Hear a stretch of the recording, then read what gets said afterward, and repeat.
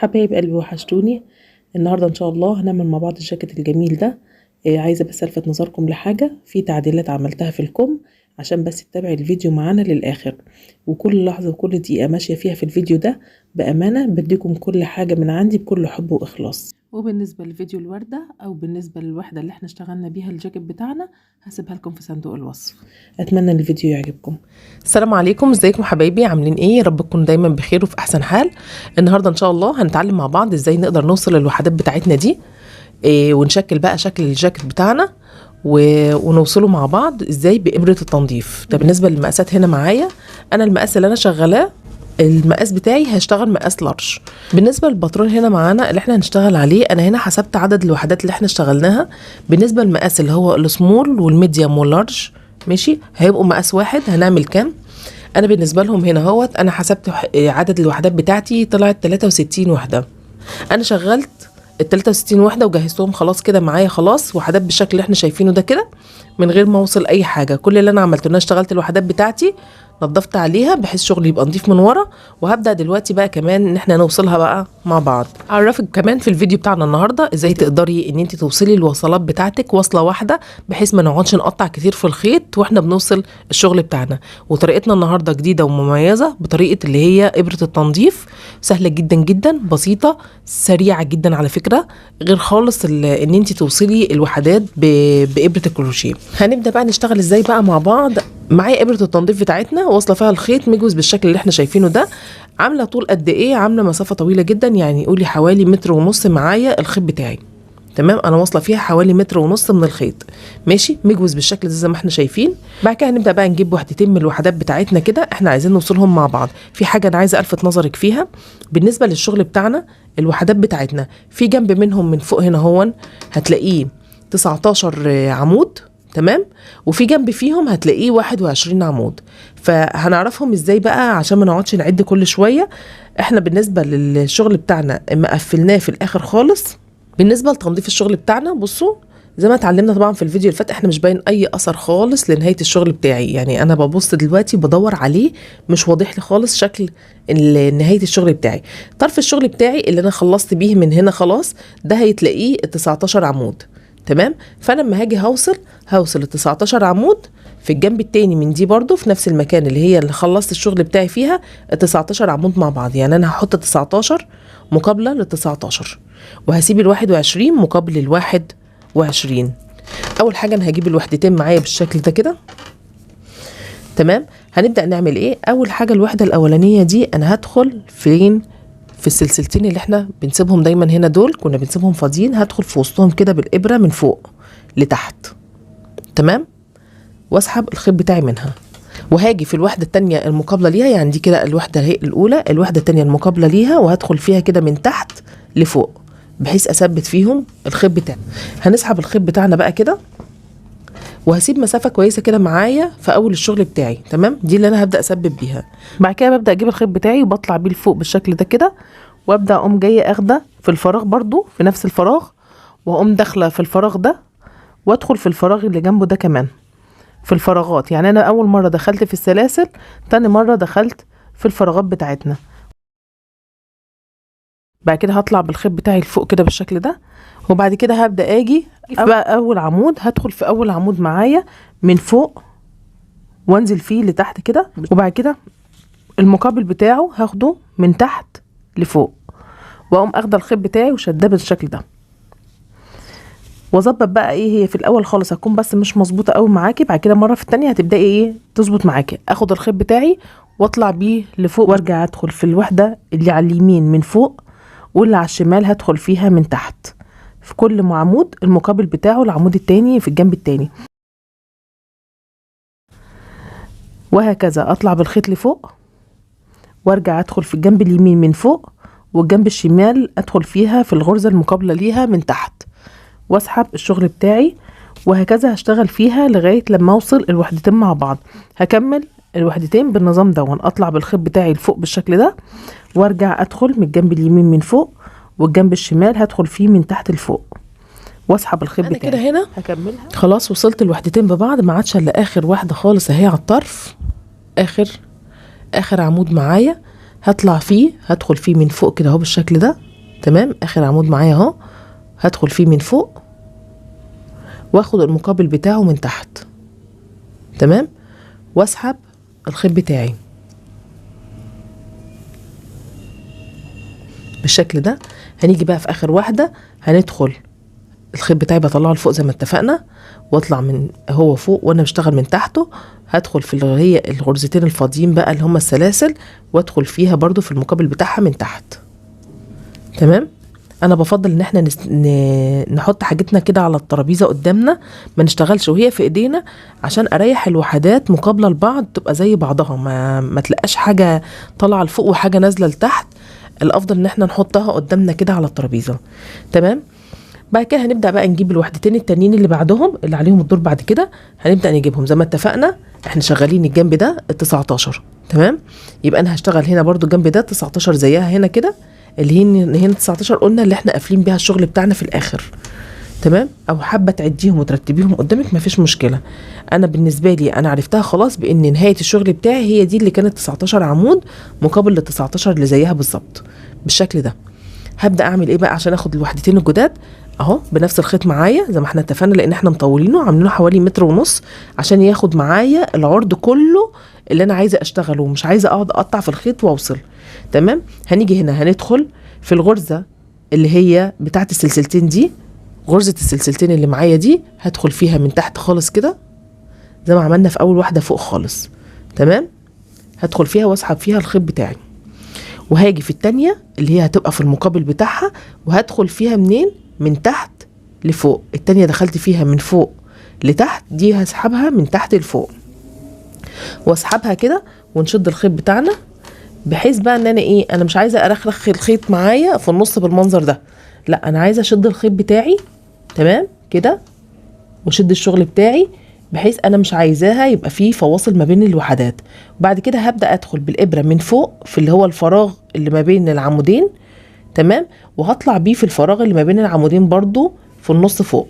يعني انا دخلت في السلاسل بتاعه الفراغات دي، وبرضو هدخل في الفراغ كمان برضو هاخد فيه غرزه كده واشد الشغل بتاعي بحيث انا مش عايزه فيه فراغ ما بين الجنبين. بصوا انا مش باين خالص اي فراغات، ليه؟ انا شدها شده الفتله بتاعتي خالص بحيث انا مش عايزه ما بينهم فراغات، انا عايزه الوصله بتاعتي تبقى قريبه خالص لبعضها، تمام. وهمشي برضو بنفس الاسلوب، هاخد الخيط بتاعي لفوق كده، الخيط بتاعي ما بمشيش بيه وهو لتحت، بطلع الخيط بتاعي لفوق هاخد اول غرزه كده معايا دي ناحيه ايدي اليمين هدخل فيها من فوق تمام لتحت، والتانيه المقابله ليها هاخدها من تحت واطلع بالابره لفوق، تمام. وهنسحب الخيط بتاعنا بالشكل دوت. الغرزه اللي بعدها هطلع بالخيط بتاعي لفوق، تمام، واخد الغرزه اللي بعدها من فوق لتحت، والمقابله ليها هاخدها من تحت لفوق، الابره بتدخل فيها.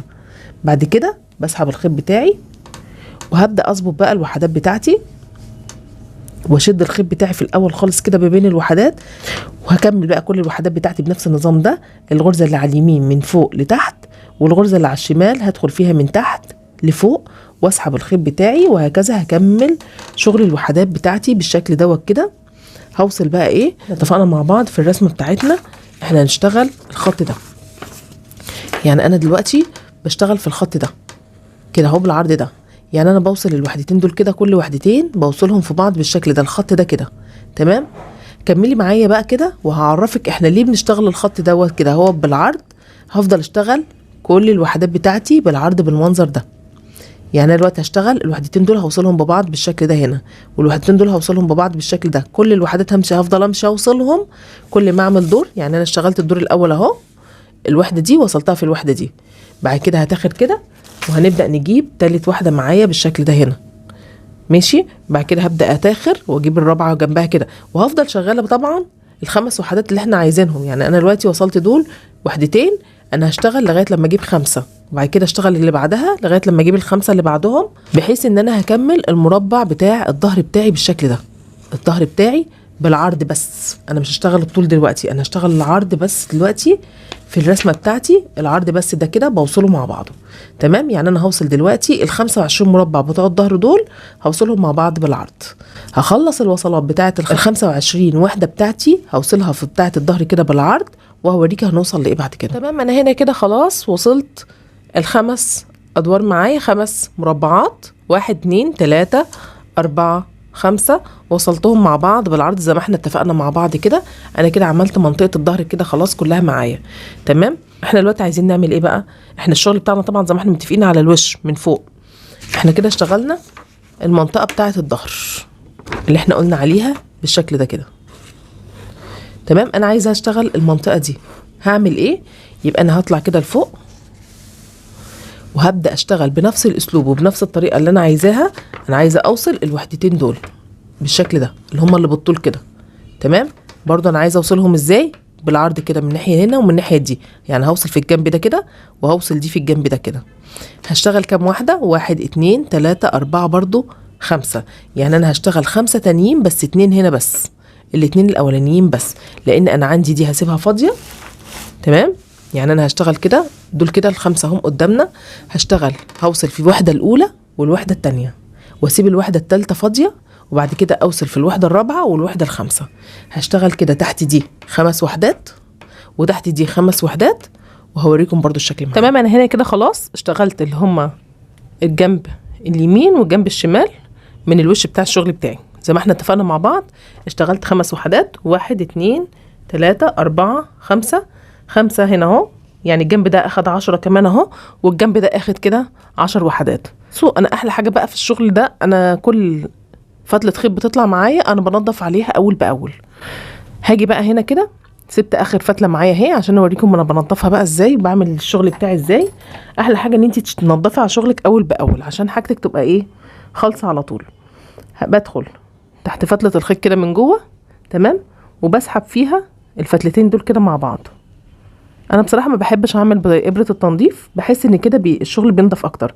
بدخل تاني تحتها هي نفس الفتله واسحبها تاني كده واعيدها تاني في نفس المكان، بحيث ان هي تعمل زي عقده كده في المكان. بدخل بقى تحت غرزه ولا غرزتين كده منها وامشي شويه بايه بالفتله دي بتاعتي تحت الغرز بتاعتنا، وكل غرزتين كده مثلا بقوم داخله عامله نفس الحركه، اردها تاني وارجع كده لورا وادخل فيها تاني وارجع الفها تاني لجوه، بحيث ان الفتله لما تيجي تتشد العقده اللي انا عملتها دي بتمسك الفتله شويه معايا. بعد كده باجي بقى في الاخر خالص بعد ما اكون مشبيها شويه حلوين كده، واقوم جايه بقى في اخر غرزه انا خلاص هقفل فيها واخد فتله خيط واحده بس، واحده من الاتنين اهي، اخدت واحده وسبت التانية لورا، وبقوم جايبه اللزق اللي احنا اتفقنا عليه اللي هو البي 7000 دوت، وباخد منه حته صغيره خالص في الحته دي اهي، بحط حته صغيره خالص معايا زي ما احنا شايفين، وهقوم جايه عامله الفتلتين دول كده مع بعض عقده فوق اللزق بتاعي اللي انا عملته اللي حطاه ده اللزق الشفاف ده، وارجع تاني اعمل عقده تانية على نفس المكان بحيث ان اللزق يمسك الفتلتين في بعض وهم ايه معمولين عقدتين كده فوق بعض. وبقوم قصه طرف الخيط بتاعي بقى ده خالص، ما عادش عايزه زياده منه تمام. هيبقى معايا بالشكل ده كده. هعمل ايه لو الماده لسه موجود منها حاجات بسيطه كده؟ باخد طرف الشغل بتاعي وبضغط عليه كده بالمنظر ده شويه اهي، بحيث ان طرف الشغل بتاعي يكون مسك في بعضه بالشكل ده. هي مادة شفافة فمش هتبان، بصي اهو اهو، مش هتبقى ملفتة معايا، وهيبقى الشغل بتاعي بصوا من الظهر زيه زي الوش، مفيش اي حاجة فيه اهو، ده كده ظهر الشغل بتاعي مفيش فيه اي حاجة تمام. يبقى احنا كده اشتغلنا الوش والظهر زي ما اتفقنا بالعرض تمام. بما ان انا اشتغلت بقى العرض اللي هو كده كله تمام، يبقى انا عندي كل الشغل بتاعي مفتوح الفتحات بتاعته دي بالطول. فانا هعمل ايه؟ انا ليه سبت الطول بعد العرض بشويه؟ بعد ما خلصت العرض كله انا سبت الطول علشان عايزه اجيب الفتله اللي انا هشتغل بيها واوصل الوحدات بتاعتي دي بيها تمام. الفتله اللي هتبقى من اللي هوصل بيها الشكل بتاعي، يعني مثلا هنا كده الجنب ده مثلا ده اوصل الوش والظهر كلهم بفتله واحده. يعني هنجيب ابره التنظيف بتاعتنا وجهزنا الفتلتين بتوعنا. بصوا انا عامله مسافه طويله جدا لحوالي يعني 2.5 أو 3 كمان، يمكن داخله في 3 متر تمام. هي طويله معايا شويه وهتزهقني شويه بس في الشغل، بس هتطلع الشغل بتاعي نضيف. احنا مش هنبدا من هنا، مش من قدام بقى، لا احنا هنبدا من اخر من ورا خالص. بس طبعا احنا بنشتغلش على الظهر، احنا بنشتغل على الوش. فهلف الشغل بتاعي كده من ناحيه الوش كده هاجي في اخر وحدتين من ورا خالص بظهر الشغل بتاعي، هقرب لكم شويه. زي ما اتفقنا الوحدتين اهم، بدخل في الاولانيه من فوق تمام، وباخد التانية معاها بس بدخل فيها من تحت. السلسلتين اللي معايا دول هدخل في واحده فيهم من تحت تمام. الابره معايا بالشكل ده كده. هسحب الخيط بقى بتاعي تمام. هنخلي بس الطرفين قد بعض، وابدا اسيب برضو الجزء اللي احنا اتفقنا عليه ده اللي احنا بندخله جوه الشغل بتاعنا وننضفه في الاخر. بعد كده هبدا ارجع تاني وادخل جوه الفراغ بتاع السلسلتين ده تمام، وادخل مع السلسلتين التانيين اللي هما الفراغ اللي ما بين الاتنين، الفراغ اللي في الوحدتين، بحيث انا اعمل بس ايه بداية شغلي في العقدتين دول. بعد كده هبدأ ادخل في كل غرزة في المقابلة ليها اللي قدامها من الناحية التانية تمام. احنا كده خلاص اهو. هبدأ بقى اعمل ايه، هبدأ اول غرزة من اليمين هدخل فيها من فوق، مقابلها اللي جاي من الناحية التانية هدخل فيها من تحت تمام، واسحب الخيط بتاعي. وهكذا بقى همشي بقى ايه، همشي الجنب ده. يعني انا كده خلصت العرض. انا دلوقتي انا بقى كده شغاله في الطول، طول الجاكيت بتاعي، يعني مش بشتغل الظهر والوش في نفس الوقت. بدخل في الاولانيه من فوق والتانيه بطلع في بالابره بتاعتي من تحت لفوق، واسحب الخيط بتاعي كله بالشكل ده تمام. هكمل بقى الشغل بتاعي كله بالنظام ده كده. الظهر معايا انا بدأت فيه، همشي كل الخط بتاع الظهر والوش. يعني انا هشتغل 5 وحدات الظهر اللي انا معايا و5 وحدات الوش اللي معايا كله. هبدأ اوصل بقى الوش والظهر كله لغاية لما ارجع تاني للوش من قدام هنا هون في اللي هم اخر وحدتين من على الطرف تمام. همشي كده من ورا لقدام، هعمل دي تمام، وهرجع تاني هعمل فتلة تانية برضو، وهبدأ بقى اوصل اللي هي الوحدات اللي لسه ما توصلتش دي. يعني كل الخطوط دي يعني معايا خط 2 3 4 خطوط هشتغل فيهم بالنظام ده. هخلصهم واقفلهم ونرجع بقى مع بعض المرة الجاية نبدأ نشوف بقى الكمام هنعملها ازاي. ملحوظة تانية بقى جديدة عايزة الفت نظرك ليها. احنا واحنا شغالين كده لو خدت بالك الخيط بيلف حوالين بعضه بالشكل ده. طبعا احنا مش هنكمل شغل بالمنظر دوت. احنا هنعمل ايه، همسك الخيط بتاعه اهو والفه لفه من فوق والابره من تحت اشده لفوق بس كده، ارخيه لفوق كده بالشكل ده. الابره هترد وترجع تاني وتقعد تلف فيها حول نفسها وترجع الخيط تاني مظبوط بالشكل ده كده معايا. انا عايزه الخيط بتاعنا يبقى مظبوط معانا بحيث ان الشغل بتاعنا ما يبقاش مكلكع، يبقى الشغل بتاعي مظبوط وما يبقاش فيه حتت مكلكعه. ونكمل عادي خالص. كل فتره كده هتبصي تلاقي الخيط بتاعك عمل نفس الشكل ده كده، تقومي انت عامله نفس الحركه وترجعي تاني من اول وجديد، وتقومي ماسكه الخيط بتاعك وتعملي ازاي اهو. همسكها اهو وارفعه لفوق، وانا برفع الابره بترجع بتقعد تلف تمام. ونكمل عادي تاني تمام كده. انا كده خلاص خلصنا الوش والظهر ووصلنا الشغل بتاعنا تمام.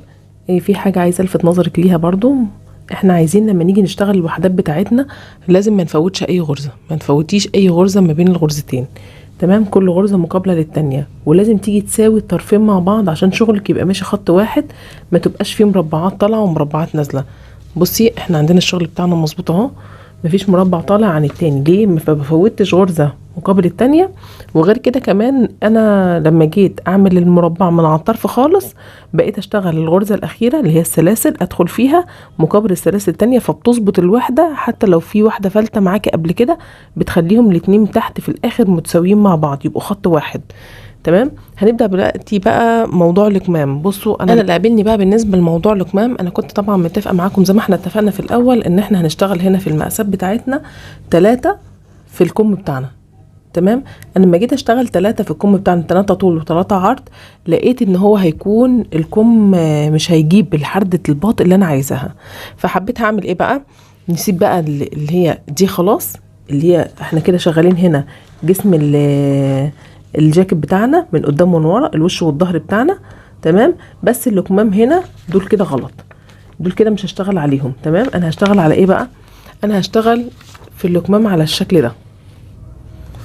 انا هنا زودت المربع في الطول ومربع في العرض، يعني انا بدل ما اخليها 3 في 3 هخليها 4 في 4 تمام. يعني انا كده بدل ما كنت هشتغل 63 وحده في الشكل الاولاني ده، لا انا هشتغل دلوقتي 77 وحده. يعني بدل ما اكون كنت 9 وحدات بس في الكم بتاعنا، هنا هيبقى معايا في الكم بتاعنا 4 في 4 ب16، يعني هيبقى بدل 9 هيبقى 16. يعني انا بزود في الكم الواحد 7 وحدات زياده، 1 2 3 4 5 6 7. تمام، بيزيدوا معايا. يعني انا هشتغل كده الكم بتاعي هنا 4 في 4، والكم التاني برضو 4 في 4. ففي نقطة بقى أنا عايزة ألفت نظركم ليها بالنسبة لوصلة الشغل بتاعي. احنا أول ما وصلنا نعتبر دي كده الجاكيت بتاعنا اهو بالرسمة دي. ثواني كده أقصها لكم، هيكون شكل الباترون بتاعنا يعتبر.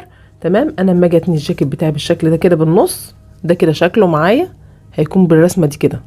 تمام، فهنا بالنسبة لي هيبقى الكم بتاعي 4 من اليمين و4 من الشمال. يعني انا لما هاجي اوصل دلوقتي في الشغل بتاعي، اول وحدتين عندي في الطرف اللي هما اللي فوق واللي تحت دي ال 46 وال 7 وال 58، دول اللي انا هوصل فيهم الوحدات بتاعه الكم بتاعي. تمام، يعني انا هاجي كده دلوقتي من هنا كده، ده الكم بتاعي من على الطرف اهو، هبدا اوصل بقى واحده هنا وواحده هنا. تمام، وبعد كده في الظهر برضو هوصل واحده هنا وواحده هنا. يعني انا هوصل 1 2 من قدام و2 من ورا، 4 وحدات هبدا اوصلهم بالشكل دوت من هنا كده اهو بالشكل ده. تمام، في ملحوظه بقى عايزه الفت نظرك ليها بالنسبه للشغل بتاعنا. احنا اول ما اشتغلنا الاول اللي هي الخطوط بتاعه العرض بتاعه الجاكيت بتاعي. يعني انا كده لما جيت اشتغلت في الظهر بتاعي كده الاول بالعرض بالخط كده. تمام، وبعد كده بدأنا نوصل الطول. ففي بقى بالنسبة بما اننا زودنا 4 وحدات في الكم، خلينا الكم 4 وحدات مش 3، فانا بامكاني ان انا برضو اوصل الكم في نفس الفتلة اللي همشي بيها. يعني انا كان ممكن بالنسبة للشغل بتاعه كان ممكن وانا بشتغل الخطوط اللي بالعرض دي كده، تمام، كنت اقوم شغالة معاها بالمرة ال4 وحدات بتوع ايه الكم بتاعي. يعني كنت اكمل كده وامشي فتله واحده، بدل ما اني اشتغلت في دي اتنينات بس اللي وصلتهم، لا كنت هوصل 6 وحدات في بعض كده عشان يبقى الكم مع الكتف بالشكل دوت. والظهر برضو كان بدل ما اوصل 5 بس، كان هيبقى معايا 1 2 3 4 5 6 7 8 9 10 11 12 13 واحده كان هيبقوا في الظهر معايا بالشكل ده، بحيث ان هو كان يمشي خط واحد، ما اقعدش بقى اقطع في الخيط واوصل. يعني انت دلوقتي بقى معاكي حلين، لا اما تمشي بنفس النظام اللي احنا مشينا عليه بنفس الخطوات وتيجي عند منطقه الكم دي. انا هنا كده اهو بالنسبه للكم هنا وصلته كلها طول وعرض اهو و4 في 4، لان انا طبعا ما كنتش عامله حسب كده. فانا هتنيها كده بالنص اهي، وهبدا اوصل الكم عندي في المنطقه دي كده. خلاص هبدا اوصل الكم في الكتاف بحيث اعمل الخط ده كده بالعرض بس الفكره اللي انا بقولها لك اللي هي اهي بالنسبه للوصله بتاعت الحته دي كانت هتبقى احلى طبعا لو مشينا الوصله كلها بالشكل ده. الخط بتاع الصدر كان يمشي مع الخط بتاع الكم، كانت هتبقى احسن. تمام، بس زي ما انت عايزه مفيش مشكله، برضو انت بايدك ان انت تعالجي شغلك وبايدك ان انت تظبطيه. انا بس فكرتي ان انا مش عايزه اخلي فيه خيوط كتير نقعد ننظف عليها ويبقى فيه خيوط كتير نازله من الشغل بتاعنا، بحيث ان هو تبقى فتله واحده مشت على الشغل كله مره واحده. تمام، انا دلوقتي اللي هبدا اعمله دلوقتي ايه، هبدا اوصل الكمام في الصدر بتاع الشغل بتاعي. هنعمل ايه بقى دلوقتي، هبدا اجيب الشغل بتاعي بقى كده بالشكل ده اهو، ده كده الصدر وده كده الظهر. هبدا اجيب الوحدات اللي انا هوصلها بقى اللي هي 4 وحدات من هنا 4 في 4، هبدا اوصلهم بقى مع بعض. تمام، هبدا اعمل ايه بقى، اتاكد اول من نقطه عشان الفت نظرك ليها. هنشوف الطرف بتاع الجاكيت بتاعي المربع بتاعي من بره هنا ال 19 عمود ولا ال 21 عمود، وعلى اساسه هوصل. لا اما هوصل بالجنب اللي هو ال 21 عمود، لا اما هوصل بالجنب التاني، لا اما هوصل بالجنب التاني اللي هو 19 عمود. الجنب ده بالنسبه لي ده ال 21، يبقى انا هلف الشغل بتاعي لان انا عامله الوحدات بتاعتي كلها اتجاه واحد. تمام، يبقى انا هلف الشغل بتاعي كده بحيث ان ال 19 هي اللي هتوصل في 19. اجيب الابره بتاعه التنظيف بتاعتنا، احنا جهزناها خلاص اهو. انا هظبط بس الوحدات بتاعتي هنا كده، انا عايزه اوصل الوحده دي في الوحده دي. هعمل زي ما احنا اتفقنا دايما مع بعض، وهشتغل برضو ان انا اوصل وحدات. اول حاجه بندخل طبعا في الوحده الاولى من فوق والوحده الثانيه من تحت. تمام، هاجي كده في الفاصل في الحته دي وهدخل فيها من تحت، واهي زي ما احنا اتفقنا نفس الطريقه بالظبط. مع اول غرزه من الجنب التاني، بس هدخل فيها من تحت واسحب الخيط بتاعي، وهكذا هوصلها برضه. كده خلاص وصلت لاخر غرزه في الوحده الاولى مع اخر غرزه في الوحده التانية. في حاجه بقى انا عايزه اوريها لك هنا، لما باجي اعملها هنا في الغرز عشان تخلي دي المقابل. انا اول حاجه في اخر واحده دي بدخل في الفراغ بتاع الزاويه دي وبتاع الزاويه دي واقفلهم مع بعض. بعد كده باجي بقى هنا هاخد طرف الزاويه دي اللي هي السلاسل اللي كانت بتبقى على الطرف بتاعي اللي انا باخدها دي، باخد منها غرزه كده من فوق، والجنب التاني باخدها من تحت كده في السلاسل المقابله ليها اللي هي السلاسل اللي كانت بتبقى في الزاويه، واسحبهم بقى كده مع بعض بحيث ايه انا عايزه اشد الوحدات على بعضها واداريها. بعد كده هنيجي بقى للوحده اللي بعدها هنا، ادخل في السلاسل الاول اهو من فوق ودي من تحت. في السلاسل الاول هبدا اشدها الاول مع بعضها، وبعد كده هدخل غرزه في الفراغ نفسه، الفراغ اللي هو ايه في النص ما بين السلاسل، الفراغات بتاعه الزاويه هدخل فيها. بعد كده بقى هبدا اخد واحده واحده في اللي قدامها، يعني الغرزه الاولى مع الغرزه الاولى.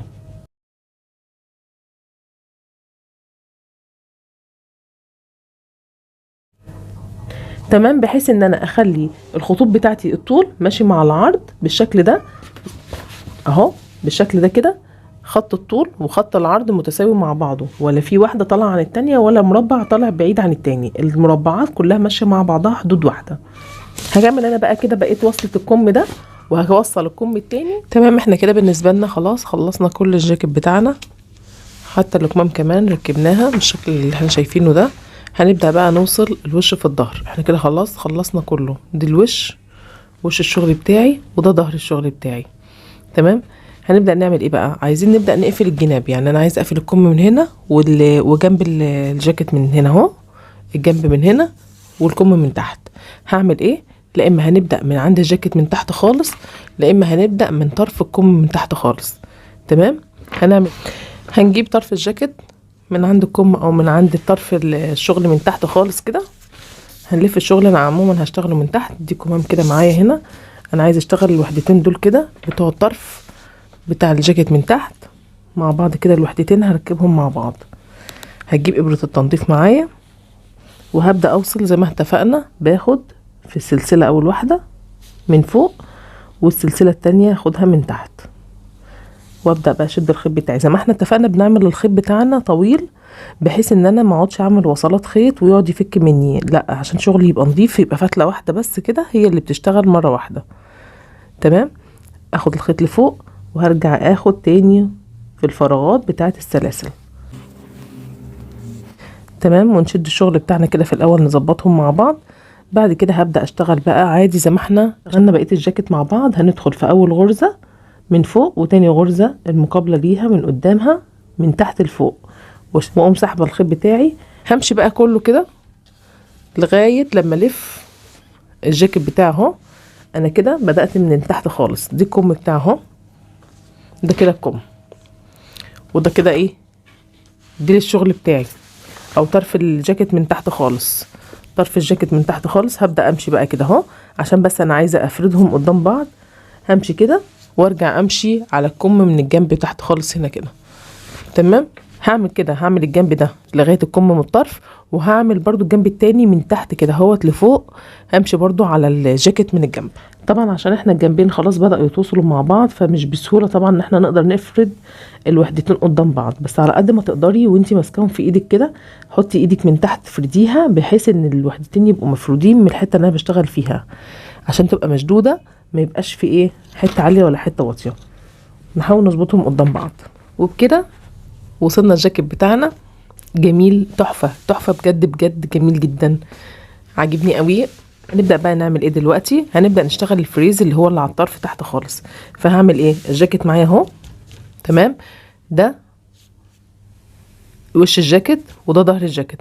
هبدا من وش الجاكيت من ناحيه ايدي اليمين هنا كده، هاخده والف في ظهره، وشه يبقى ليا والظهر يبقى الناحيه التانية. وهنجيب الخيط بتاعنا بقى ونبدا نعمل عقده البدايه.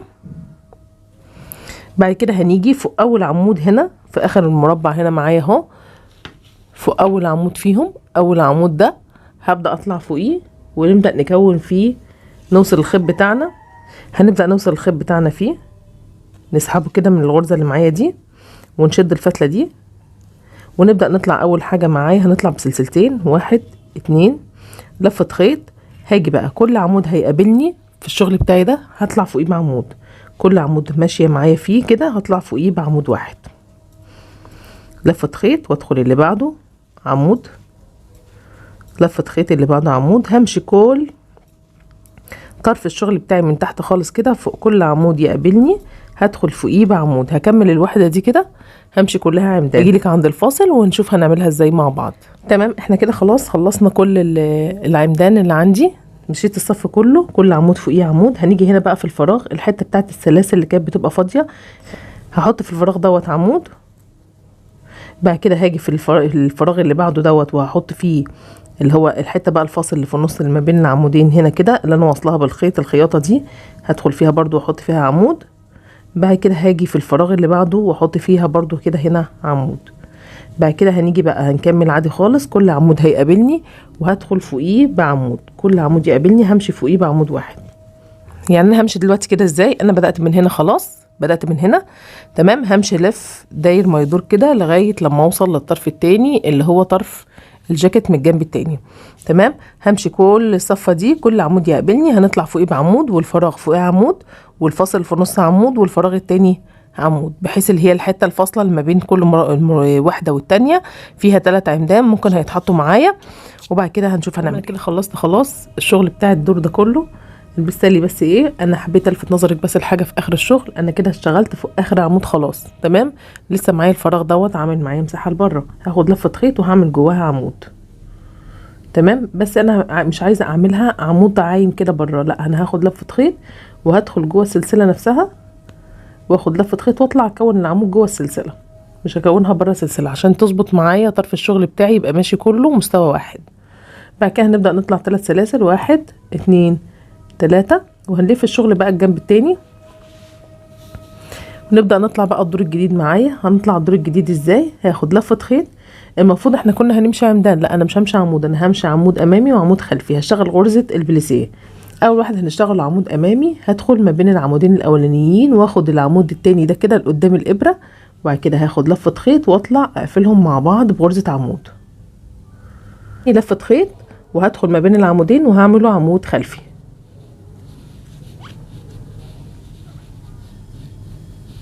تمام، لفة خيط اللي عليه الدور بعد كده هعمله عمود امامي. يعني انا همشي كده الشغل بتاعي كله عمود خلفي عمود امامي، عمود خلفي عمود امامي، ده كده خلفي، لفة خيط اللي قبليه اللي بعديه يبقى امامي، لفة خيط عمود خلفي، وهكذا همشي الدور ده كله كده عمود امامي وعمود تمام. خلفي. انا كده اشتغلت الدور التاني خلاص، الفريز اللي احنا اتفقنا عليه بالشكل ده اهو. بالتالي هي كده واضحه لكم شويه، بدات توضح الشكل بتاعها. هعمل ايه؟ هنقفل الدور ده ازاي؟ معايا خلاص دي اخر عمود معايا، عملته غرزه خلفيه. تمام، هاجي في اخر واحد وهاخده في اللي هي السلاسل دي وهكون فوقيها عمود عادي خالص. تمام، بعد كده هنبدا نطلع الدور الجديد، 1 2 3، والف الشغل بتاعي الجنب التاني، وهنبدا بقى نشتغل الدور الجديد. هنعمل ايه؟ اللي هو كان عمود امامي هطلع بيه زي ما هو عمود امامي، يعني اللي كان امامي هطلع فوقيه بامامي برضو. لفة خيط اللي كان خلفي هدخل فيه عمود خلفي، يعني انا كل عمود امامي هدخل فيه عمود امامي تاني، وكل عمود خلفي هدخل فيه عمود خلفي. تمام، هكمل نفس النظام دوت. العمود الامامي هدخل فوقيه بعمود امامي، والعمود الخلفي هدخل فيه بعمود خلفي، عشان نطول الشغل بتاعنا كده بنفس الشكل. تمام، انا هنا مثلا انا كنت كل واحدة بقى هتشتغل حسب ايه عدد الادوار بتاعتها. انا هشتغل حوالي لسه كمان معايا حوالي 4 او اكتر حسب ما هشوف المقاس بتاعي.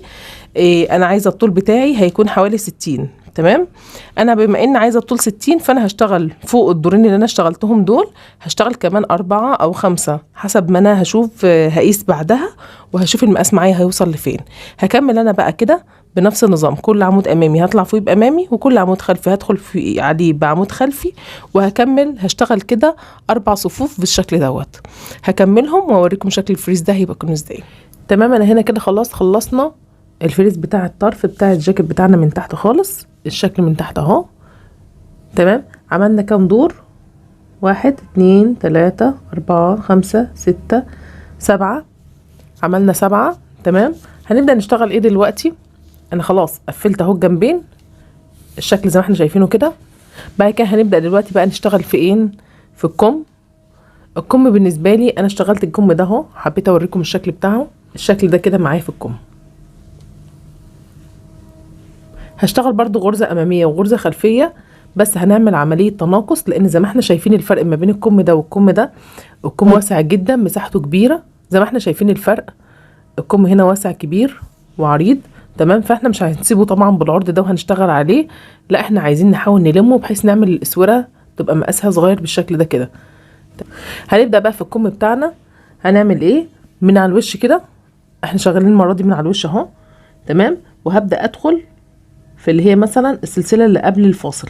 تمام. السلسلة اللي قبل الفاصل دي هدخل في السلسلة نفسها. هي طبعا دي هتبقى صعبة شوية في الشغل، بس هتبقى احسن لك ان انت تشتغلي في كل حاجة داخلة جوه السلسلة بتاعتها عشان الشكل العام يبقى نظيف. بعد كده هنبدأ نطلع مع بعض. اول حاجة 3 سلاسل، 1 2 3 لفة خيط. هنبدأ نعمل في اللي بعدها اللي هي الفاصل ما بين كل مربع والتاني، في فاصل كده في النص ده بندخل فيه وبنعمل فيه غرزة العمود عادي خالص. طبعا هي عشان احنا عاملينها بإبرة التنظيف، فالغرز دي بتبقى ضيقة جدا، فانتي معلش حاولي على قد ما تقدري تدخلي جواها بحيث شكل الشغل بتاعنا يبقى مظبوط. لفة خيط وهدخل في السلسلة اللي بعدها اللي عليها الدور اللي هي الفراغ اللي بعده بتاع الزاوية التانية. يبقى انا كده عملت 3 عمود، لفة خيط، رابع عمود معانا. تمام. انا كده اشتغلت كام عمود؟ 4 عمود. هاجي بقى في الغرزة اللي بعدها وهعمل عملية تناقص. ازاي؟ هاخد لفة خيط وادخل في العمود اللي بعده واخد لفة خيط من تحت واطلع معايا 3 لفات. هاخد لفة خيط اقفل 2 واسيب ال2 دول متعلقين معايا كده على الابرة. بعد كده لفة خيط هدخل في العمود اللي بعده واخد لفة خيط من تحت واطلع اخد لفتين 2 بس من على الابرة كده، بقى معايا 3 لفات على الابرة. هاخد لفة خيط واقفلهم ال2 مع بعض. تمام. يبقى انا هشتغل كده بنفس النظام كله. الدور ده عبارة عن ايه؟ 4 عمود، 1 2 3 4، واللي بعده هعمل فيه عملية تناقص. هاخد 2 مع بعض، ادي 1 ادي التاني، واخدهم ال2 مع بعض غرزة واحدة. تمام. يعني انا هشتغل 4 عمود وبعد كده تناقص عمودين مع بعض. 1 2 3 4، وهاجي في اللي بعدها هعمل عملية تناقص. ادخل في الغرزة اللي بعدها واخد لفتين 2 بس من على الابرة. بعد كده لفة خيط وادخل في اللي بعدها واطلع اخد برضو لفتين من على الابرة. بعد كده اقفل ال2 بقى دول كده مع بعض بحيث تبقى غرزة واحدة. وهكمل كل الدور بنفس النظام دون 4 عمود وبعد كده تناقص بواحدة. انا كده خلصت الدور الاول اهو. بالنسبة لكم هعد 1 2 3 وادخل في تالت سلسلة من فوق ونقفل الدور بتاعنا. هنطلع الدور الجديد بقى ازاي؟ 3 سلاسل، 1 2 3، اخد لفة خيط وهاخد اول عمود معايا هيقابلني. تمام. اول عمود ده هدخل فيه بس عمود امامي. بعد كده اخد لفة خيط واطلع اخد لفتين في لفتين، لفة خيط، وهدخل الدور العمود اللي بعده بس هاخده عمود خلفي. يعني انا هشتغل زي ما اشتغلت في اخر الجاكيت من تحت الفريز بتاعنا من تحت، هشتغل برضو في الكمام عمود امامي وعمود خلفي، 1 امامي و1 خلفي. هاجي بقى هنا بالنسبة اللي هي الغرزة اللي احنا عاملين فيها عملية التناقص اللي هم عمودين مع بعض، هاخدهم مع بعض في وقت واحد. يعني اهو هما هنا كده العمودين دول هاخد ال2 مع بعض في نفس الوقت واخدهم لورا كأنهم عمود واحد بالظبط، وهطلع اعمل العمود الخلفي. بعد كده اكمل عادي خالص امامي خلفي امامي، واللي بعده هيكون خلفي. هيجي معايا عملية التناقص اللي احنا كنا عاملينها اللي هو العمودين مع بعض. هعمل ايه؟ هاخدهم عمود امامي الاتنين مع بعض مرة واحدة كده، الاتنين مرة واحدة، وهطلع بيهم واخد لفة خيط واقفلهم مع بعض الاتنين عمود امامي. تمام. هكمل كل الصف ده بالشكل ده، عمود امامي عمود خلفي، ولا في عمليه تزايد ولا عمليه تناقص. هنكمل كل الدور، كل عمود هيقابلني هنطلع قدامه عمود امامي مره وعمود خلفي مره، والعمليات التناقص بتاعتنا دي بالنسبه لنا بغرزه واحده بتاعي اللي هو عباره عن عمود امامي وعمود خلفي زي ما احنا اتفقنا مع بعض. هنطلع الدور الجديد بنطلع بالثلاث سلاسل بتوعنا، بعد كده هنبدا نطلع العمود الامامي، هطلع فوقيه بعمود امامي، ادي اول عمود امامي، لفه خيط العمود الخلفي هطلع برضو وراه بعمود خلفي، تاني العمود الامامي هطلع فوقيه بعمود امامي، العمود الخلفي هطلع فوقيه بعمود خلفي. هعمل كده ازاي بقى؟ انا كده معايا ادي 1 2 عمود امامي، تمام. هكمل تالت عمود امامي، بعد كده عمود خلفي، بعد كده رابع عمود امامي، وباجي في اللي بعده عمود خلفي. بعد كده بقى هنا انا بالنسبه لي كده هعمل هنا في الدور ده عمليه التناقص. عمليه التناقص هعملها ازاي؟ انا كده عملت 1 2 3 4 عمود امامي، تمام. هاجي في العمود الامامي اللي عليه الدور اللي هو الخامس، المفروض هاخد الخامس والسادس مع بعض وهعدي الخلفي ده مش هشتغل فيه. يعني انا هاخد الخامس والسادس كده مع بعض في ابره واحده اهو، الخامس والسادس مع بعض في ابره واحده، وهاخد لفه خيط واقفلهم الاتنين مع بعض في نفس الوقت بعمود امامي، وارجع اخد لفه خيط واخد اللي بعدهم بعمود خلفي، تمام. يبقى انا بعمل عمليه تناقص في العمود الامامي والعمود الخلفي. تاني هاخد 4 عمود امامي، يعني ادي 1، بعد كده نرجع بناخد اللي بعده الخلفي، بعد كده عمود امامي التاني، اخد اللي وراه خلفي عادي خالص زي ما انا ماشيه بنظام، تالت عمود امامي، بعد كده هناخد الخلفي اللي بعده، بعد كده هنيجي ناخد تاني رابع عمود امامي، واخد الخلفي اللي بعده هشتغله برضو خلفي، تمام، واخد لفة خيط واطلع الخامس والسادس امامي هاخدهم مع بعض، واسيب الخلفي ده مش هشتغله، ده عملية التناقص اللي انا بشتغلها. هاخد كده وناخد فوقيهم بعمود واحد، وهكمل بنفس النظام ده الدور ده كله. هاخد 4 امامي، وبعد كده هاجي في الخامس والسادس هاخدهم في عملية تناقص، 1 2 3 4 ما بينهم 1 2 3 4 برضو ايه عمود خلفي، وبعد كده برجع باجي في الخامس والسادس من العمود الامامي وباخدهم مع بعض غرزة واحدة بحيث يبقى عملت عملية التناقص بتاعتي. هكمل الدور ده كله بنفس النظام. تمام بكده خلاص خلصت الدور ده. في حاجة عايزة الفت نظرك ليها، في عمود خلفي معايا هنا كده في الاخر ما ننساهوش قبل ما نقفل الدور بتاعنا، تمام. باخد العمود الخلفي اهو وبقوم قافله في الثلاث سلاسل. بعد كده هنطلع الدور الجديد بقى ازاي؟ 3 سلاسل. اول قبل ما نبدا بقى الدور الجديد ده لو احنا اخدين بالنا ان في حصل زي عمليه ضم كده اهوت للكم بتاعنا، بدا يقل شويه الوسع بتاعه. هنكمل الدور الجديد. الدور الجديد مش هعمل فيه اي تناقص، هعمل ايه؟ كل عمود امامي هدخل فوقيه بعمود امامي، تمام، وكل عمود خلفي هدخل فوقيه بعمود خلفي. مش هعمل اي عمليه تناقص خالص، امامي وفوقيه امامي، والخلفي هطلع برضو بفوقيه بخلفي، هيها. انا بس عايزه اوريكم هنا النقطه بتاعت اللي هي الغرزه اللي انا عامله لها عمليه تناقص، هطلع فوقيها برضو هي كمان بغرزه واحده برضو، بس ملهاش علاقه برضو باني هزود او هنقص، هطلع فوقيها بواحده بس.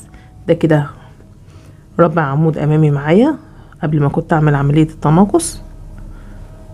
دي بقى عمليه التناقص اهي بتبقى لما عمودين مع بعض بطلع فوقيها بعمود امامي زي ما هي خالص بواحد بس، وارجع اقوم داخله في اللي بعدها عمود خلفي عادي خالص، تمام بكده. انا كده عملت كام دور؟ 1 2 3، تمام. وانا كده في الدور الرابع. انا في الدور الرابع دلوقتي هكمل 7 صفوف، وكده هنمشي بنفس الاسلوب. صف همشي فيه كله عمدان، عمود امامي وعمود خلفي، ما بعملش فيه اي عمليه تناقص.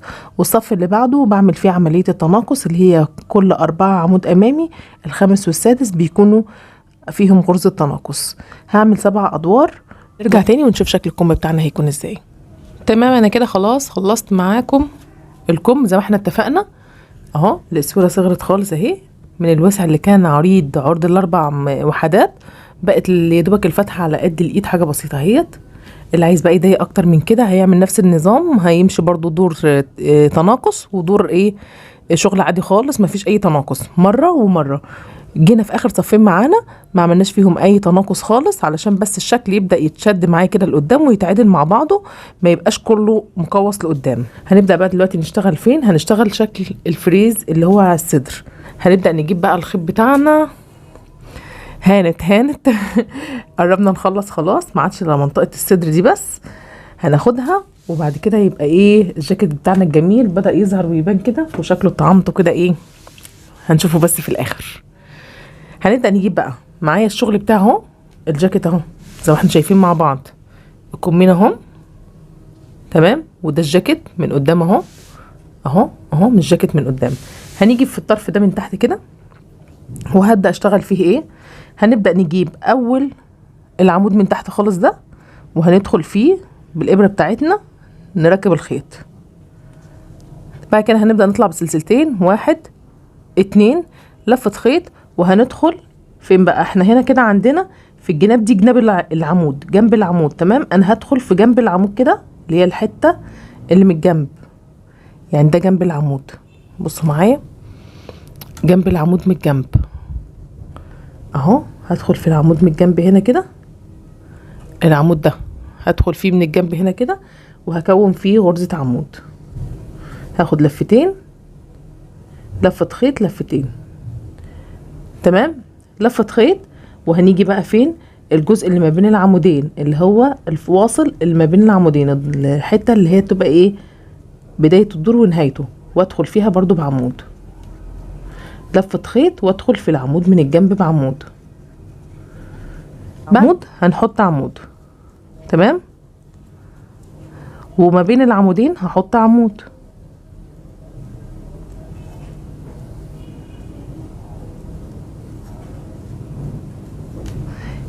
بعد كده كل عمود هيقابلني هحط في وسطه غرزة عمود. بعد كده الفراغات اللي في النص بحط فيها عمود، وهكذا بقى العمود اللي يقابلني ادخل فيه بعمود، والفراغ اللي في النص ما بينهم اهو. بتهيألي حاسه ان هي واضحه هنا شويه اهي اهو. الفراغ اللي في النص ده، الفراغ اللي في النص ده بدخل فيه بعمود،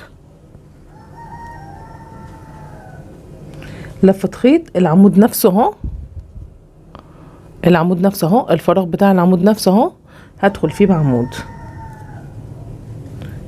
وهكذا الفراغ عمود بتاع العمود، والفاصل ما بين العمودين هدخل فيه بعمود. هنيجي بقى هنا خلاص، ده كده خلصت حته الفريز الصغيره اللي تحت دي اللي هي اخر الشغل بتاعي جناب العمدان. هنا بقى خلاص بدانا ندخل في شغل العمدان عادي خالص. هنبدا ناخد لفه خيط وهدخل في الحته الواصله اللي ما بين العمودين الاول، بعد كده لفه خيط وهطلع بقى فوق كل عمود يقابلني همشي فوقيه بعمود. كل عمود هيقابلني من الوحدات دي همشي فوقيها بعمود واحد تمام. همشي خالص لغايه لما هنيجي في الوصف في الفصل اللي ما بين الوحدتين دول، الفصله اللي ما بين الوحدتين، السلسله والفاصل والسلسله التانية. هنعمل ايه؟ في السلسله واقع عمود، وفي الفاصل ده عمود، وفي السلسله برضو هحط عمود، نفس ما عملنا بالظبط في الشغل بتاعنا من تحت، هي نفس الحكايه تمام. انا كده مشيت من اول الشغل بتاعي من تحت خالص وطلعت، مشيت كل منطقه الصدر دي كلها وش الشغل بتاعي. وبعد كده جايين بقى عند الزاويه بتاعه الرقبه، الحته دي اللي هي الظهر بتاعنا، هنعمل فيها ايه دي بقى؟ احنا جينا هنا، انا اخر عمود قفلته خلاص، عملت فوقيه عمود، انا ماشيه كل عمود فوقيه عمود. هنيجي بقى على الزاويه دي، انا عايزه اظبط الزاويه دي، هنظبطها ازاي؟ فوق هناخد لفه خيط وندخل في الفراغ ده، وهكون فيه عمود غير مكتمل عشان اعمل عمليه تناقص. لفه خيط وهدخل في السلسله اللي بعدها اللي هي الجنب التاني بقى بتاع الوحده، وهاخد فيها برضو عمود غير مكتمل. بعد كده لفه خيط وهدخل في اول عمود معايا في الوحده الجديده، هدخل فيه واكون فيه عمود برضو غير مكتمل. وبعد كده اقفل الثلاثه دول كده مع بعض، بحيث ان انا اضم الزاويه بس اللي على الطرف ديت اللي هي زاويه الياقه. وبعد كده كل عمود هيقابلني هدخل فوقيه بعمود واحد. انا هنا خلاص كده مشيت كل عمود طلعت فوقيه بعمود في الوحده اللي هي الفاصل اللي في النص دي تمام، اللي ما بين الجنبين اللي هي الياقه بتاعتي تعتبر او الظهر. بعد كده هنبدا ناخد بقى الزاويه اللي هي السلسله دي، هناخد فيها سلسله وعمود غير مكتمل، لفه خيط وهدخل في الزاويه اللي بعدها برضو عمود غير مكتمل. وبعد كده هاخد لفه خيط في اول عمود هيقابلني هنا كده بحيث ان انا اضمهم ال3 مع بعض مرة واحدة واعمل عملية تناقص. ادي تالت عمود هعمله برضو غير مكتمل، وبعد كده هاخدهم ال3 واقفلهم مع بعض مرة واحدة. بعد كده لفة خيط وامشي برضو اكمل الجنب التاني ده كله. كل عمود يقابلك هتدخلي جواه بعمود، مفيش اي تزايد او تناقص او اي حاجه خالص. انا كل اللي هعمله دلوقتي ان انا همشي على الجنب التاني ده كده زي ما مشيت الجنب اللي هو الجاكيت من هنا ومشينا الياقه خلاص، هبدا امشي الجنب التاني ده كله للاخر كل عمود.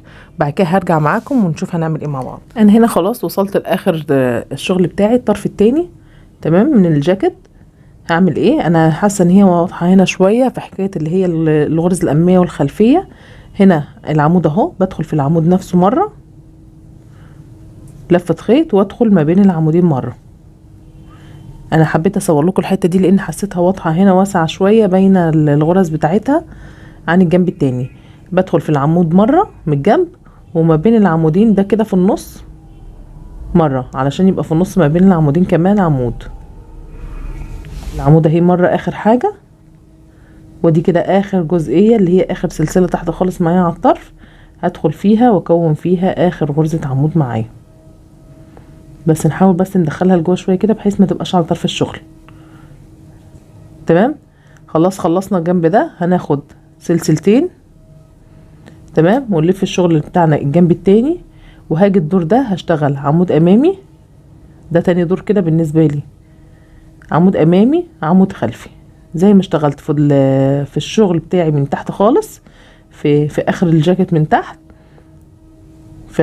هنشتغل برضو الفريز بتاع الصدر، عمود امامي مرة عمود خلفي مرة، بدخل كده وبقلبه لورا. تمام همشي الدور ده كله بنفس النظام اللي هو ده تاني دور على طول في الفريز بتاع الصدر. ده كام؟ تاني دور، عشان في اختلاف هيحصل معايا دلوقتي بس مش في تاني دور، لسه قدام شوية. بالنسبة لتاني دور احنا هنشتغل عمود امامي وعمود خلفي، مش هعمل اي نقص ولا اي زيادة في اي حاجة، همشي كل الدور ده زي ما هو. احنا هنا كنا عاملين 7 صفوف، هعمل برضو هنا 7 صفوف، بس في حاجة بقى هنا هتختلف، احنا هنيجي في النص وهنشوف مكان العروة هنحطها ازاي. فانا دلوقتي في تاني دور ماشي، هعمل التاني وهعمل التالت مفيش اي زيادة او في نقص. يعني انا هطلع ده كده تاني دور انا هطلع فيه عمود امامي وعمود خلفي، وتالت دور هطلع فيه عمود امامي وعمود خلفي. هاجي في الرابع بقى وهنبدأ نظبط العروة اللي احنا هنحط فيها الزرار. برضو عايزة الفت نظركم ليها برضو بالمرة، انا لما بنيجي نشتغل شغل الكروشيه مش لازم تسيبي الشغل بتاعك على الوش وانتي بتشتغلي. مادام الشغل تقدري تشتغليه وهو شغالة على الظهر، يعني الشغل بتاعي بدل ما ان اقعد احركه واقعد اروح بيه شمال ويمين وهو على وشه يقعد بقى الصوف بتاعي يوبر ويبقى شكله مش حلو، لا انا سايبه الشغل بتاعي على ظهره وانا بشتغل.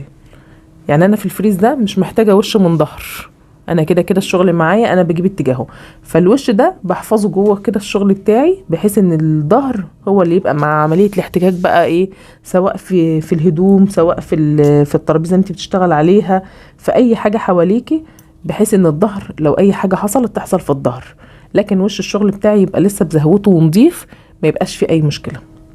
دلوقتي انا هكمل بقى الصف التاني والصف التالت عمود امامي وعمود خلفي، وبعد كده هنيجي في الرابع ونعمل العروه ان شاء الله. تمام كده انا هنا اشتغلت خلاص 3 صفوف من اللي هي الصفوف بتاعه الصدر بتاعه الجاكيت بتاعي اللي هي الوش بتاعنا. تمام هبدا بقى انا عايزه ابدا دلوقتي اجيب مكان الزراير هنحطها ازاي. انا عايزه احط الزراير مثلا واحد هنا وواحد هنا، تمام، واحد كمان تالت هنا. فانا هنعمل ايه بقى عشان نحدد مكان الزراير زي ما احنا حطينا الزراير كده اهوت. هعمل ايه؟ هجيب طبعا الماركر معايا وهنبدأ بقى نعلم مكان الزرار اللي احنا عايزين نشتغل فيها. مكان الزرار الواحد كل واحدة هتشوف حسب حجم الزرار بتاعها، انت حسب حجم الزرار هتحددي عدد العمدان اللي انت هتقدري تسيبيها. انا بالنسبة للزرار بتاعي انا شايفة ان هو كفاية قوي، يعني ان انا اسيب له 3 بس، 3 من العمدان. فهعمل ايه؟ هسيب هنا معايا واحد خلفي وواحد امامي وواحد خلفي، يعني انا ال3 دول كده هم اللي هسيبهم مش هشتغل فيهم، امامي واحد خلفي واحد امامي واحد خلفي. تمام هعلمهم بالماركر كده معانا، دول اللي انا مش هشتغل فيهم هنا، بحيث ان انا حددت كده خلاص مكان اول زرار معايا. تمام وفي نفس المكان برضو مكان تاني زرار معانا هنا انا حابه احطه في وسط الفواصل بتاعه الوردات كده عشان يبقى شكله كويس. هحدد برضو هنا كده واحد خلفي وواحد امامي وواحد كمان خلفي، التلاتة دول كده مش هشتغل فيهم. بعد كده هنيجي للزرار التالت نفس الحكاية. هعمل ايه بقى دلوقتي؟ هنبدأ نشتغل اهو، واحد خلفي واحد امامي وواحد خلفي. انا كده خلاص علمت مكان الزراير بتاعتي، 3 زراير اهم حددنا مكانهم تمام، وعرفنا المساحة اللي احنا هنسيبها قد ايه. هنبدأ نشتغل ايه بقى؟ انا هبدأ الشغل بتاعي دلوقتي من الجنب ده، يعني انا هبدأ اسيب المسافات اللي من هنا. هنعمل ايه؟ انا هشتغل عادي عمود امامي وعمود خلفي تمام، بس هنشوف مع بعض بقى هنيجي عند الفصل ده وهنعمل ازاي. فاول حاجه انا هطلع بالسلسلتين اللي بطلع بيهم. انا بطلع بسلسلتين عشان مش عايزه، بطلع بسلسلتين 2 بس عشان مش عايزه الطرف ده يبقى طويل لبره يتشد معايا لبره يبقى كبير، لا سلسلتين كفايه علشان ما يبقاش فيه طول زياده. 1 2 هبدا اطلع اول حاجه بالعمود الخلفي اللي معايا خلفي، بعد كده العمود الامامي،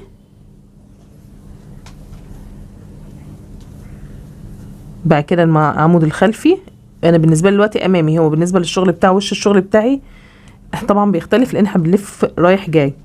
بعد كده الخلفي اللي معايا ده، وهبدا خلاص هنا احنا جينا هنا خلاص في الحته اللي احنا معلمينها. هعمل ايه في الحته اللي انا معلمها بقى؟ هاخد 3 سلاسل 1 2 3 وهعديهم، مش هشتغل فيهم. ال3 عمود اللي احنا علمناهم دول مش هشتغل فيهم، هاخد لفه خيط وهدخل في اللي بعدهم. يعني انا اللي انا علمتهم بالماركر دول مش هشتغل فيهم عمدان اصلا تمام. هنسيب بقى كده احنا فتحنا العروه بتاعه الشغل بتاعي. بعد كده هكمل عادي عمود امامي وعمود خلفي، همشي خالص عادي لغايه لما اجي عند الماركر التاني تمام. احنا كده خلاص مشينا فوق كل عمود امامي عمود امامي وكل عمود خلفي عمود خلفي. جايين عند الفصل اهو بتاع الزرار بتاعنا. العروه بتاعتنا هنعملها ازاي؟ احنا جينا حددنا طبعا ان احنا عايزين 3 بس تمام. هشتغل 3 سلسله 1 2 3 واخد لفه خيط وهعدي ال3 عمود اللي احنا حددناهم اللي هو 1 خلفي 1 امامي 1 خلفي، وهبدا اطلع في اللي بعده ده كده وامشي برضو بنفس النظام. كل عمود امامي همشي عليه بعمود امامي وكل عمود خلفي هطلع برضو فيه بعمود خلفي تمام. في حاجه هنا بس عايزه اظبطها معاكم عشان بس نبقى المسافات مظبوطه ما بين الزراير، ما تبقاش عروه واسعه وعروه ضيقه. ممكن نعد عدد العدد العمود الامامي اللي ما بين الزرار الاولاني والزرار التاني عشان يبقى هو بالظبط نفس المسافه ما بين هو والزرار التالت. 1 2 3 4 5 6 7 8 9 10 11 12 13 عمود امامي. يعني انا المفروض من بعد العروه دي اعد 13 عمود امامي. 1 2 3 4 5 6 7 8 9 10 تمام، 11 12 13 عمود امامي. يبقى انا المفروض هشتغل العروه بتاعتي دي هنا، يبقى المفروض دي كده مكان العروه التانية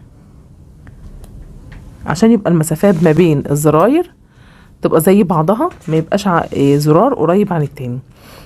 هنكمل بقى بقيت شغلي عادي خالص. هاجي هنا برضو همشي عمود امامي وعمود خلفي، وهاجي عند العروه دي هسيب ال3 سلاسل فاضيين وبناء عليه ال3 عمدان اللي تحتها فاضيين، 2 عمود امامي 2 عمود خلفي 1 عمود امامي. بعد كده هبدا ادخل في اللي بعدهم واشتغل عادي خالص في كل عمود امامي وفي كل عمود خلفي عمود خلفي. الجزئيه بتاعه العروه بتاعتنا عايزين نشتغل بقى عليها الدور اللي بعده. هنعمل ايه؟ جينا هنا خلاص اشتغلنا عمود امامي وعمود خلفي زي ما احنا شغالين عادي خالص. هناخد لفه خيط وهندخل جوه السلاسل دي. احنا معانا 3 سلاسل، انا افضل ان احنا ننزل بالعروه بتاعتنا كده من جوه الغرز في السلاسل بتاعتها علشان يبقى الشغل بتاعنا نظيف وتبقى الغرزه بتاعتها كده نظيفه ما يبقاش فيه اي خيوط بره تمام. اهو بالشكل ده تالت واحده معايا دخلت جواها تالت سلسله ماشي كده. كونت ال3 عمود اللي في السلاسل بتاعتنا. بعد كده هكمل عادي كل عمود امامي هيقابلني هدخل فيه عمود امامي، وكل عمود خلفي هدخل فيه برضو بعمود خلفي. هكمل عادي خالص لغايه لما اجي عند العروتين التانيين برضو هعمل فيهم نفس الحكايه. كل سلسله هتقابلني منهم هدخل فيها بعمود. ليه بقى؟ عشان انا هاجي الدور اللي بعده الدور اللي فوق ده هشتغل فيهم عادي خالص. دوت امامي هيبقى ده خلفي وده امامي وده خلفي. هكمل عادي خالص بحيث شغلي الجنب اليمين يبقى الجنب الشمال زيه بالنسبه للعروه بتاعتنا اللي قبلها زي اللي بعدها واحد، مفيش اي اختلاف. كل اللي انا عملته بس انا كنت فتحت الفتحه دي بتاعت الزرار بتاعنا. بدات الدور الجديد عمود امامي وعمود خلفي زي ما احنا شايفين كده. هنيجي بقى في ال3 عمود اللي احنا اتفقنا عليهم اهم اللي في الشغل بتاع العروة بتاعتي. تمام، ده عمود خلفي اللي قبلها، يبقى هي هتبقى عمود امامي. تمام، بحيث ان الشغل ده يتظبط نفس الشكل من هنا، هو هيبقى من هنا، يبقى ده امامي يبقى ده هيبقى خلفي. تمام،